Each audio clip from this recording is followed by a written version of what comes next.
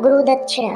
एक बार एक शिष्य ने विनम्रतापूर्वक अपने गुरु जी से पूछा, गुरु जी, कुछ लोग कहते हैं कि जीवन एक संघर्ष है, कुछ अन्य कहते हैं कि जीवन एक खेल है और कुछ जीवन को एक उत्सव की संज्ञा देते हैं। इनमें कौन सही है? गुरु जी ने तत्काल बड़े ही धैर्यपूर्वक उत्तर दिया, पुत्र, जिन्हें गुरु नहीं मिला उनके लिए जीवन एक संघर्ष है, जिन्हें गुरु मिल गया उनका जीवन एक खेल है। और जो लोग गुरु द्वारा बताए गए मार्ग पर चलने लगते हैं, मात्र वे ही जीवन को एक उत्सव का नाम देने का साहस जुटा पाते हैं। यह उत्तर सुनने के बाद भी शिष्य पूरी तरह से संतुष्ट न था। गुरु जी को इसका आभास हो गया। वे कहने लगे, लो, तुम्हें इस संदर्भ में एक कहानी सुनाता हूँ। ध्यान से सुनोगे तो स्वयं ही अपने प्रश्न का उत्तर पा सकोगे। उन्होंने जो कहानी सुनाई वह इस प्रकार थी। एक बार की बात है कि किसी गुरुकुल में 3 शिष्यों ने अपना अध्ययन संपूर्ण करने पर अपने गुरु जी से ये बताने के लिए विनती की कि उन्हें गुरु दक्षिणा में उनसे क्या चाहिए।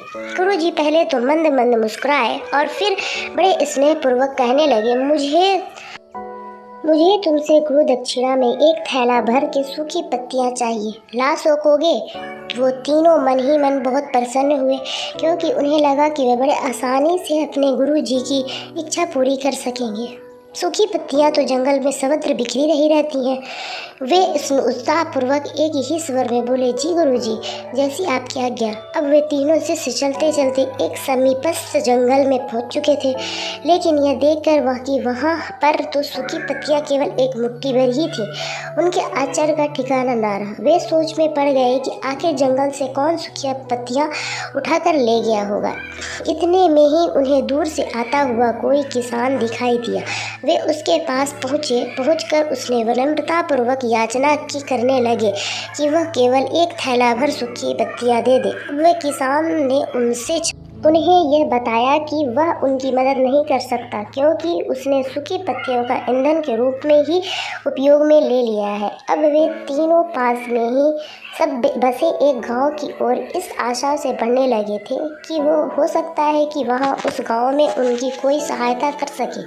वहां पहुंचकर उन्होंने जब एक व्यापारी को देखा तो बड़ी उम्मीद से उसने एक थैला भर सूखी पत्तियां देने के लिए प्रार्थना करने लगे, लेकिन उन्हें फिर से एक बार निराशा ही हाथ आई, क्योंकि उस व्यापारी ने तो पहले ही कुछ पैसे कमाने के लिए सूखी पत्तियों के दोने बनाकर बेच दिए थे। लेकिन उसे व्यापारी ने उदारता दिखाते हुए एक बूढ़ी माँ का पता बताया जो सूखी पत्तियां एकत्रित करती थी, पर भाग्य ने यहाँ पर भी उनका साथ नहीं दिया, क्योंकि वह बूढ़ी माँ तो उन पत्तियों को अलग अलग करके इस प्रकार की औषधियाँ बनाया करती थी। अब निराश होकर वो तीनों खाली हाथ गुरुकुल लौटे। गुरु जी ने उन्हें देखते ही स्नेहपूर्वक पूछा, पुत्र, ले आए गुरु दक्षिणा? तीनों ने सर झुकाकर गुरु जी द्वारा दोबारा पूछे जाने पर उनसे एक शिष्य कहने लगे, गुरुदेव, हम आपको इच्छा पूरी नहीं कर पाए। हमने सोचा था कि सूखी पत्तियां तो जंगल में सर्वत्र बिखरी ही होती होंगी, लेकिन बड़े ही आश्चर्य की बात है कि लोग उनका भी कितना तरह का उपयोग करते हैं। गुरु जी फिर पहले की ही तरह मुस्कुराए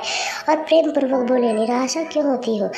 प्रसन्न हो जाओ, और ज्ञान की सूखी पत्तियां भी व्यर्थ नहीं होती, बल्कि उनके भी अनेक उपयोग हुआ करते हैं। मुझे गुरु दक्षिणा के रूप में दे दो। तीनों शिष्य गुरु जी को प्रणाम करके खुशी खुशी अपने घर की ओर चले गए। वह शिष्य जो गुरु जी की कहानी एकाग्रित होकर सुन रहा था, अचानक वह बड़ा उत्साह से बोला, गुरु जी, अब मुझे अच्छी तरह से ज्ञात हो गया कि आप क्या कहना चाहते हैं। आपका संकेत है वस्तुतः इसी ओर है न, कि जब सर्वत्र सुलभ सूखी पत्तियां भी निरंतर का बेकार नहीं होती, तो फिर हम कैसे किसी भी वस्तु या व्यक्ति को छोटी और महत्वहीन का मानकर उसका तिरस्कार नहीं करना चाहिए। चींटी से लेकर हाथी तक और सुई से लेकर तलवार तक सभी का अपना अपना महत्व होता है। गुरु जी भी तुरंत ही बोले, हाँ पुत्र, मेरे कहने का भी यही तात्पर्य है कि जब हम भी किसी से मिले तो उनका योग हो और भरसक प्रयास करें कि ताकि उसे स्नेह, संभावना, सहानुभूति दें।